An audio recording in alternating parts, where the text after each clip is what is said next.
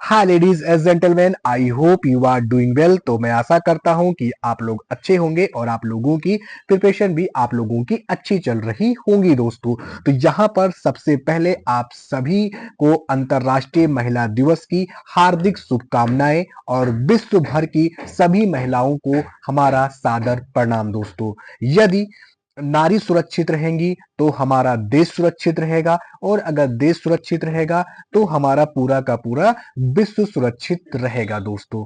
इसी के साथ मैं यहाँ पर दो लाइन जरूर कहूंगा कि औरत माँ हो तो सम्मान दीजिए, यदि बीबी हो तो इज्जत दीजिए, बहन हो तो स्नेह दीजिए, अगर बेटी हो तो गर्व कीजिए, और यदि अजनबी हो तो सुरक्षा दीजिए दोस्तों। ये लास्ट लाइन कि अगर कोई अजनबी है तो आप उसे सुरक्षा दीजिए, आज के वर्तमान में ये लाइन बहुत ही अपने आप में इंपॉर्टेंट शक्ति है दोस्तों। इसी के साथ अंतर्राष्ट्रीय महिला दिवस की हार्दिक शुभकामनाएं दोस्तों। तो बढ़ते हैं आगे और देखेंगे कि हम इसे सेलिब्रेट क्यों करते हैं, इसे पहली बार कब मनाया गया, 2025 की थीम क्या है, उन सारी चीजों को हम लोग यहाँ पर डिस्कस करने वाले हैं दोस्तों। ठीक है, तो बढ़ते हैं आगे। तो सबसे पहले यहाँ पर जो है अंतर्राष्ट्रीय महिला दिवस, ठीक है, तो एक सेकेंड, ठीक है, हाँ, अंतर्राष्ट्रीय महिला दिवस दोस्तों, वन सेकेंड, ठीक है, चलिए, ठीक है, अंतर्राष्ट्रीय महिला दिवस दोस्तों। तो पहले तो थोड़ी सी हम लोग इसके हिस्ट्री को समझेंगे कि इसे हम लोग सेलिब्रेट क्यों करते हैं, उसके बाद हम लोग डिस्कस करेंगे कि कैसे क्या करना है दोस्तों। ठीक है, चलिए। तो अगर मैं बात करूं अभी फिलहाल 2025 की थीम की दोस्तों, बात करूं 2025 की थीम क्या है दोस्तों, 2025 की जो अंतरराष्ट्रीय महिला दिवस है उसकी थीम क्या है, बहुत सारे वनडे एग्जाम में ये पूछ लिया जाता है। ठीक है, तो इसे आपको ध्यान में रखना है दोस्तों। तो जो थीम है वो है एक्सेलरेट एक्शन दोस्तों। ठीक है, क्या है, एक्सेलरेट एक्शन, ये आप याद रखना, मैं यहाँ पे लिख भी दे रहा हूं। ठीक है, एक्सीलरेट, ठीक है, एक्सीलरेट एक्शन दोस्तों। ठीक है, एक्सीलरेट एक्शन, ठीक है। तो एक्सेलरेट एक्शन अगर हिंदी में कहें तो सभी महिलाओं और लड़कियों के लिए अधिकार, इसका मतलब है सभी महिलाओं और लड़कियों के लिए अधिकार, समानता, सशक्तिकरण। ठीक है, इंग्लिश में क्या मैंने बताया आपको, एक्सेलरेट एक्शन दोस्तों। ये थोड़ा सा आपको ध्यान में रखना पड़ेगा सर एंड मैम। अब इसी के साथ हम लोग डिस्कस करते हैं, फिर अपना नेक्स्ट हम लोग डिस्कस करेंगे कि पहली बार इसे कब मनाया गया दोस्तों। ठीक है, पहली बार कब मनाया गया, तो पहली बार यानी कि मैं यहाँ पे लिख दे रहा हूं पहली बार दोस्तों। ठीक है,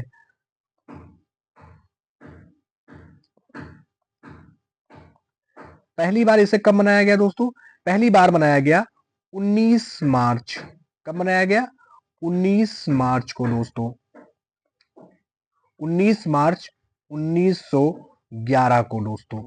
ठीक है, पहली बार इसे मनाया गया था। ठीक है, पहला दिवस। मगर यहां पर अगर मैं बात करूं कि इसे मान्यता कब दी गई दोस्तों। ठीक है, इसे यूएन के द्वारा, आप जानते हो जो भी हमारे अंतरराष्ट्रीय दिवस होते हैं उसे मान्यता कौन देता है, तो उसे यूएन देता है।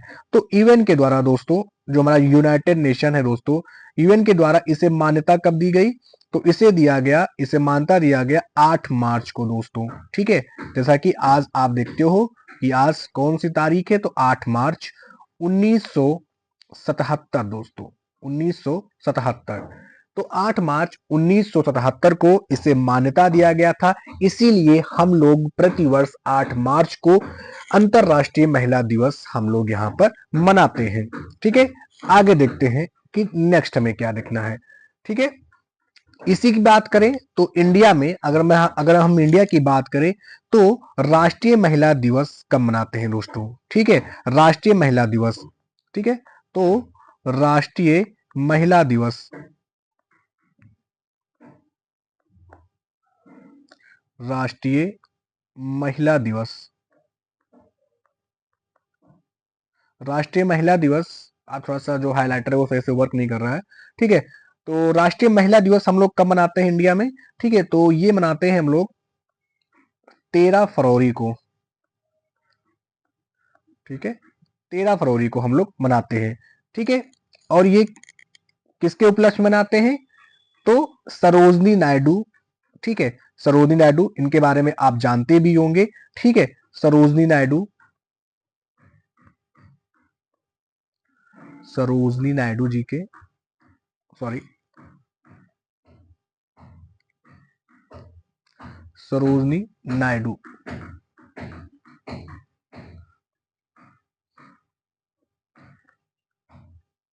किस पे? जयंती पर दोस्तों, ठीक है, जयंती पर हम लोग क्या मनाते हैं? राष्ट्रीय महिला दिवस मनाते हैं दोस्तों, ठीक है। ये हो गया। तो अब हम बात करते हैं यहां पर, ठीक है। तो ये मैंने थोड़ा सा बैकग्राउंड बताया मैंने आपको कि हाँ कैसे क्या है, सारी चीजें मैंने आपको यहाँ पर मैंने बता दिया है, ठीक है। अब जैसे जैसे हम लोग अभी आगे और भी सारी चीजें हम लोग डिस्कस करेंगे, तो आप यहाँ पर इंपॉर्टेंट है कि 2025 की थीम क्या है, तो एक्सिलरेट एक्शन है दोस्तों, ठीक है। इसे आप ध्यान में रखना। पहली बार 1911 में इसे यहाँ पर मनाया गया था, मान्यता इसको 1977 में दी गई, ठीक है। ये हो गया, ठीक है। तो आगे बढ़ते हैं। अब यहाँ पर मैं आज कुछ डिस्कस करूंगा कि महिलाओं को सशक्त बनाने वाली कुछ सरकार की योजनाएं हैं, ठीक है। क्योंकि महिला सशक्तिकरण किस प्रकार से भारत में हो रहा है, उस पर सरकार क्या क्या कर रही है, कौन कौन से वर्क कर रही है, उन सारी चीजों को, उन सारी योजनाओं को हम लोग डिस्कस करेंगे दोस्तों, ठीक है, एक एक करके। और ये सारी योजनाएं आप किसी भी एग्जाम दो, वनडे एग्जाम दो, या फिर कोई आप यूपीएससी दो, पीसीएस दो, सभी में कहीं ना कहीं आ भी चुका है, आ भी सकता है, ठीक है। क्योंकि एक ना एक स्कीम आपको जरूर देखने को मिलती है, ठीक है। तो महिलाओं को सशक्त बनाने वाली कौन कौन सी योजनाएं हैं, उसको हम लोग यहाँ पर डिस्कस करेंगे दोस्तों। तो यहाँ पर पहला जो हम लोग यहाँ पर डिस्कस करेंगे वो है हमारा प्रधानमंत्री मुद्रा योजना दोस्तों, ठीक है, प्रधानमंत्री मुद्रा योजना। तो यहाँ पर प्रधानमंत्री मुद्रा योजना, चलिए ठीक है। तो प्रधानमंत्री मुद्रा योजना क्या है? ये छोटी महिला, ठीक है, छोटी महिला उद्यमियों को बिना किसी जमानत के ऋण प्रदान करती है, जिससे इन्हें अपना व्यवसाय स्थापित करने और उसका विस्तार करने में मदद मिलती है दोस्तों। प्रधानमंत्री मुद्रा योजना, इसके द्वारा क्या होता है, जो भी छोटी महिलाएं होती हैं, ठीक है, इसके अंदर केवल ऐसा नहीं है कि केवल महिलाएं ही कर सकती हैं, ठीक है, पुरुष भी है। तो महिलाएं उद्यमी को बिना किसी जमानत के, यानी बिना किसी उनके गारंटर के, आप यहाँ उनको ऋण प्रदान किया जाता है दोस्तों। इसी के साथ साथ दूसरी जो स्कीम है वो है वन स्टॉप सेंटर योजना। तो ये योजना हिंसा से पीड़ित महिलाओं और बच्चियों को एक ही जगह पर सहायता देने की योजना है। इस योजना के तहत पीड़िता महिलाओं को चिकित्सा, कानूनी, मनोवैज्ञानिक सहायता और अस्थायी आश्रय जैसी सुविधाएं दी जाती है। तो ये क्या है? ये वन स्टॉप सेंटर है दोस्तों, ठीक है, जिसको हम लोग सखी के नाम से भी जानते हैं। ये बहुत सारे एग्जाम में पूछ सकता है दोस्तों, खास करके यूपीएससी में, कि सखी किससे रिलेटेड है। तो ये सखी जो है ये वन स्टॉप सेंटर योजना से संबंधित है, जिसमें कि हिंसा से जो भी पीड़ित महिलाएं होंगी या जो बच्चियां होंगी, उनको एक ही जगह पर सारी सुविधाएं दी जाएंगी दोस्तों, ठीक है। आगे बढ़ते हैं। नेक्स्ट जो स्कीम है वो है प्रधानमंत्री मातृ वंदना योजना दोस्तों, मोस्ट इंपॉर्टेंट है, ठीक है। प्रधानमंत्री मातृ वंदना योजना, इस योजना के तहत क्या है, तो इस योजना को गर्भवती और स्तनपान कराने वाली माताओं के लिए बनाया गया है। इसमें 3 किस्तों में 5,000 रुपए की वित्तीय प्रोत्साहन राशि दी जाती है। इससे क्या होता है कि नवजात शिशुओं को उचित पोषण मिलता है। तो ये जो 5,000 रुपए है, ये 3 किस्तों में 5,000 रुपए ये यहाँ पर दिया जाता है। तो दोस्तों 1 सेकेंड, हाँ ठीक है, 1 मिनट में, ठीक है। तो प्रधानमंत्री मातृ वंदना योजना के बारे में हम लोग डिस्कस कर चुके हैं। अब जो हम आगे जो नेक्स्ट स्कीम है महिला सशक्तिकरण को जोर देने के लिए, वो है कामकाजी दोस्तों, ठीक है, वो क्या है, कामकाजी महिला छात्रावास योजना, ठीक है, कामकाजी महिला छात्रावास योजना। तो इसमें क्या है, तो ये महिला एवं बाल विकास मंत्रालय के अंतर्गत ये स्कीम आती है दोस्तों, और उसकी ही एक ये योजना है जिसका मकसद कामकाजी महिलाओं को सुरक्षित और आरामदायक आवास मुहैया कराना। मतलब कि ऐसी महिलाएं जो कामकाजी हैं, जो कहीं पे वर्क कर रही हैं, उनको यहाँ पर सुरक्षित और आरामदायक उनको एक आवास मिल सके, रहने के लिए, ठहरने के लिए उनको वहाँ पे आवास मिल सके, इसके लिए ये कामकाजी महिला छात्रावास योजना को शुरू किया गया है सर एंड मैम। आगे बात करते हैं नेक्स्ट स्कीम के बारे में, तो मिशन इंद्रधनुष दोस्तों। तो इस योजना में क्या है, तो ये स्कीम तो बहुत पुरानी है दोस्तों, बट ये आज भी उतनी ही रिलेवेंट है जितनी कि पहले थी। तो इस योजना का उद्देश्य गर्भवती महिलाओं और बच्चों को पूर्ण टीकाकरण प्रदान करना है।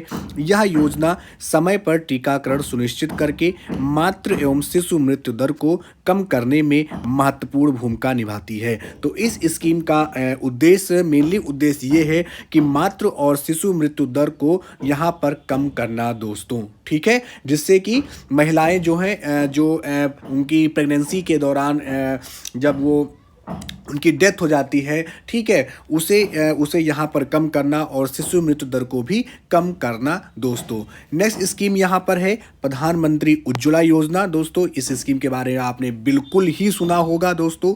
तो ये योजना महिलाओं को धुएं से मुक्त रसोई देने के लिए शुरू की गई है। इस योजना के तहत आर्थिक तौर पर कमज़ोर महिलाओं को फ्री एलपीजी कनेक्शन दिया जाता है दोस्तों यहाँ पे मैं आपको एक बात यहाँ पर क्लियर कर दूं कि यहाँ पर फ्री एलपीजी जो यहाँ पर है दोस्तों, ये केवल एक बार जब आप कनेक्शन लेते हो उस वक्त ही दिया जाता है। ऐसा नहीं है कि इसमें जब आपका गैस यहाँ पर जो गैस सिलेंडर है वो यहाँ पर उसमें गैस ख़त्म हो गई तो आपको फ्री दिया जाएगा, ऐसा नहीं है दोस्तों, ठीक है। ये जब आप नए आपके मान लीजिए आपकी फैमिली में कोई गैस कनेक्शन नहीं है, जब आप लेते हो तो वहाँ पर आपको इसे फ्री दिया जाता है, ठीक है। और फिर इसके बाद दोस्तों आपको उसे फिल कराना पड़ेगा अपने पैसों से। तो मैं इस स्कीम को थोड़ा सा काउंटर करते हुए चलूँगा दोस्तों। यहाँ पर क्या होता है कि ये गैस आज भी ऐसे बहुत सारे गांव हैं दोस्तों, ऐसे बहुत सारे विलेजेस हैं जहां पर वहां पर उनको गैस तो मिल चुका, उन्होंने उसे एक बार जब उन्हें मिला उसको उन्होंने यूज भी किया, लेकिन दोस्तों फिर जब वो खाली हो गया तो उसको वो दोबारा वो भराए ही नहीं, वो ऐसे के वैसे रखा हुआ है। वो आज भी सॉरी दोस्तों, वो आज भी चूल्हों पर ही यहाँ पर क्या करते हैं, अपने खाना बनाती हैं दोस्तों, ठीक है। या फिर अगर उनके घर में गैस है भी दोस्तों उज्ज्वला योजना का, तो वो क्या कहते हैं कि हम तो इस पर केवल चाय नाश्ता बनाएंगे, या फिर कोई घर में मेहमान आ जाएंगे, गेस्ट आ जाएंगे, तभी हम इसको यूज़ करेंगे, नहीं तो हम चूल्हों पर ही अभी भी वो खाना बनाती हैं दोस्तों। तो ये ना इस पर थोड़ा सा क्या है, ये स्कीम ज़रूरी होती है, स्कीम अच्छी भी होती है, स्कीम का उद्देश्य भी अच्छा होता है, लेकिन उसे लागू करना क्या है, सरकार की ये जिम्मेदारी है कि वो देखें, ठीक है, वो देखें कि हाँ जो स्कीम लागू की गई है वो सही से यहाँ पर वर्क कर रही है कि नहीं कर रही है दोस्तों, ठीक है। ऐसा तो नहीं है कि हमने एलपीजी गैस का जो यहाँ पर प्राइस है उसे मैंने हाई कर दिया दोस्तों, उसे हम जैसा कि अभी हाल ही में था 1050, 1100 या फिर 900 कर दिया गया है, ठीक है। अभी हाल में उसे कम किया गया है, तो प्राइस को तो ज़्यादा हाई नहीं कर दिया गया है, ठीक है। अगर आप प्राइस को हाई कर दोगे तो जो आपका उद्देश्य था धुएं से मुक्त रसोई देने के लिए वो आपका नहीं पूरा हो पाएगा, क्योंकि वो उसे अगर आप प्राइस हाई करते हो तो वो उसे फिल करा ही नहीं सकेगा दोस्तों। तो मतलब क्या हुआ, ठीक है। तो ये प्रधानमंत्री और लेकिन जब ये स्कीम आई दोस्तों तो इसका एक बहुत ही पॉजिटिव इम्पैक्ट महिलाओं के अंदर यहाँ पर हुआ। जो ये इस टाइप का होता नहीं था फूकनी जिससे हम लोग कहते हैं, वो उसे फूकते हुए अपना पूरा खाना बनाती थी चूल्हों पर, तो जो धुआं होता था उसका, ठीक है, वो उनके पूरे शरीर के अंदर जाता था और वो फिर उनके हेल्थ के लिए बहुत ही ज़्यादा नुकसानदेह होता था, ठीक है। तो ये स्कीम प्रधानमंत्री उज्ज्वला योजना कहीं ना कहीं महिला सशक्तिकरण पर ये एक मील का पत्थर ये साबित हुआ है दोस्तों। ठीक है, आगे बढ़ते हैं। नेक्स्ट स्कीम हमारी क्या है? तो नेक्स्ट स्कीम है दोस्तों, इसमें आप कुछ नई स्कीमों के नाम भी सुनोगे, जैसे कि नमो ड्रोन दीदी योजना। अब इस स्कीम का नाम बहुत सारे लोगों ने नहीं सुना होगा दोस्तों। ठीक है, तो मैं आपको बता दूं कि नमो ड्रोन दीदी योजना जो है, यह महिलाओं के नेतृत्व वाले स्वयं सहायता समूह, जिसे हम लोग क्या कहते हैं, SHG कहते हैं दोस्तों। क्या कहते हैं? सेल्फ हेल्प ग्रुप दोस्तों। क्या कहते हैं? SHG दोस्तों, सेल्फ हेल्प ग्रुप कहते हैं, को ड्रोन की मदद से कृषि सेवाएं देने के लिए सशक्त बनाती हैं। इस योजना के तहत SHG के जो को ड्रोन और सहायक उपकरण मुहैया कराए जाते हैं। मतलब कि इसमें क्या होगा, इसमें एक ऐसा महिलाओं का एक ऐसा ग्रुप होगा दोस्तों।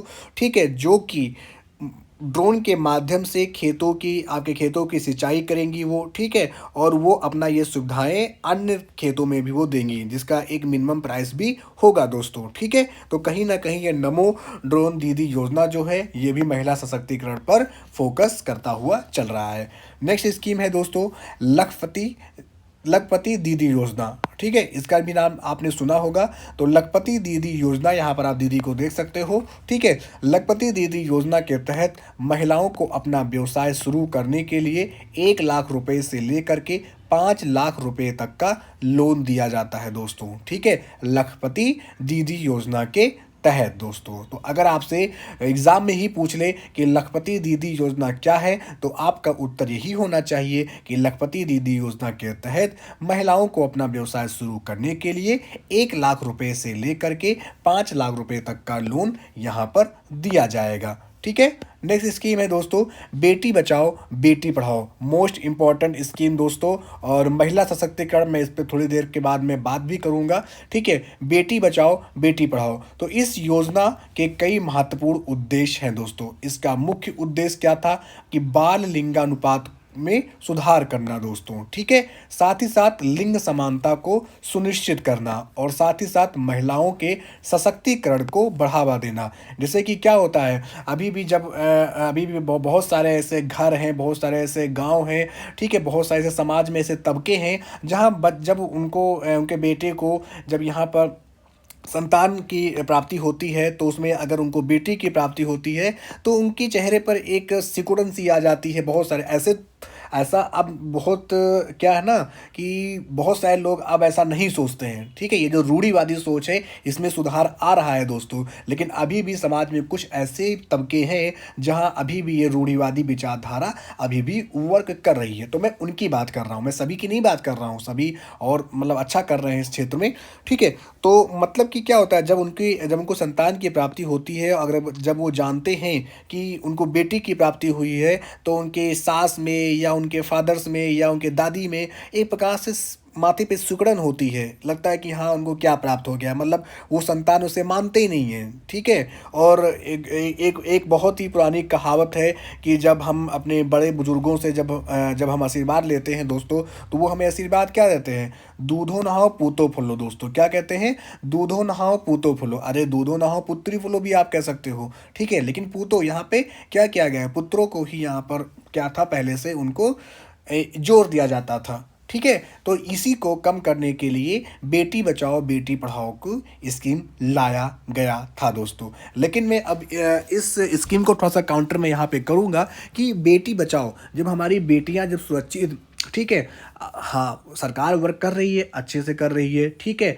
प्रशासनिक जो चीज़ें हैं वो भी अच्छे से रन कर रही हैं, लेकिन अभी भी कहीं ना कहीं हमें आए दिन सुनने को मिल जाता है कि हमारी बेटियों के साथ, हमारी बच्चियों के साथ गलत दुर्व्यवहार हो रहा है। ठीक है, फिर चाहे वो कहीं चाहे वो बेंगलुरु का मामला हो या फिर कहीं अन्य सिटी का मामला हो दोस्तों, आए दिन हमें देखने को मिलता रहता है। तो सरकार को इस पर भी ऐसे बेटी बचाओ बेटी पढ़ाओ स्कीम को और भी ज़्यादा सुदृढ़ तरीके से लागू करने की आवश्यकता है दोस्तों। ठीक है, तो मैं आशा करता हूं कि ये स्कीम जो है वो आपने समझी होगी दोस्तों। ठीक है, तो अभी तक मैंने आपको जो जो यहाँ पे चीज़ें बताई दोस्तों, वो मैंने महिलाओं को, ये जितने भी स्कीम मैंने दिए, अगर आपसे कोई क्वेश्चन यहाँ पर पूछ लेता है, ऐसे में पूछ लेता है या फिर मेंस आंसर राइटिंग में यहाँ पर पूछ लेते हैं कि हाँ, महिला सशक्तिकरण को बढ़ावा देने के लिए, ठीक है, सरकार ने कौन कौन से प्रयास या सरकार की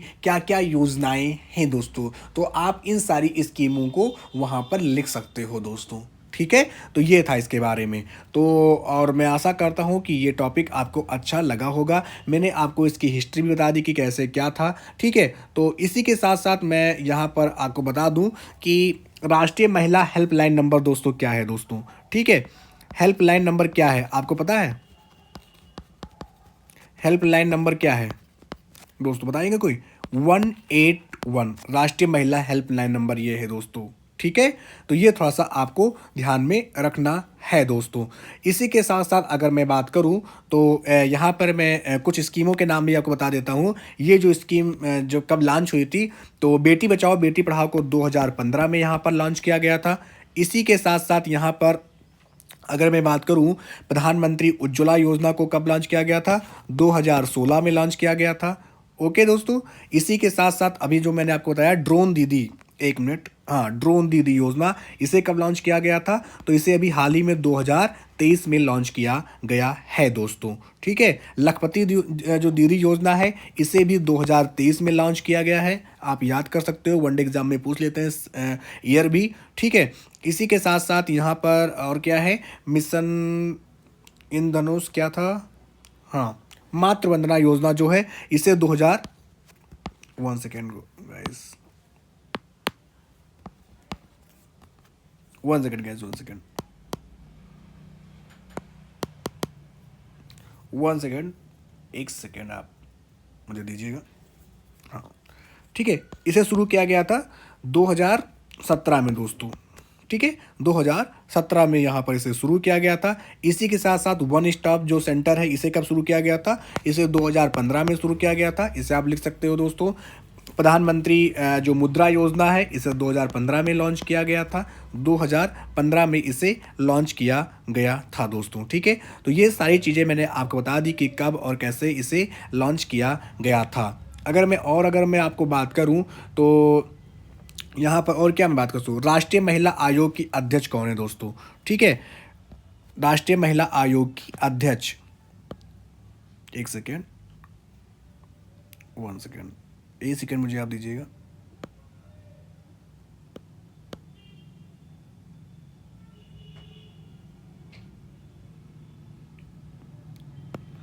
ठीक है, राष्ट्रीय महिला आयोग, नेक्स्ट यहाँ पे बात कर लेते हैं। ठीक है, राष्ट्रीय महिला आयोग की अध्यक्ष कौन है दोस्तों, इसे आपको बताना है। राष्ट्रीय, अभी प्रेजेंट टाइम की दोस्तों, महिला आयोग की अध्यक्ष, आज मेरा जो हाइलाइटर वो सही से वर्क नहीं कर रहा है, इसलिए सही से लिखा नहीं जा रहा है। अध्यक्ष ये कौन है यहाँ पर? तो कौन है यहाँ पर आप बताइएगा। तो श्रीमती विजया किशोर है दोस्तों। ठीक है, कौन है? 1 सेकेंड, कौन है यहाँ पे? श्रीमती विजया किशोर, विजया किशोर रहाटकर। ठीक है, तो इसे आपको ध्यान में रखना पड़ेगा सर एंड मैम। ठीक, नेक्स्ट,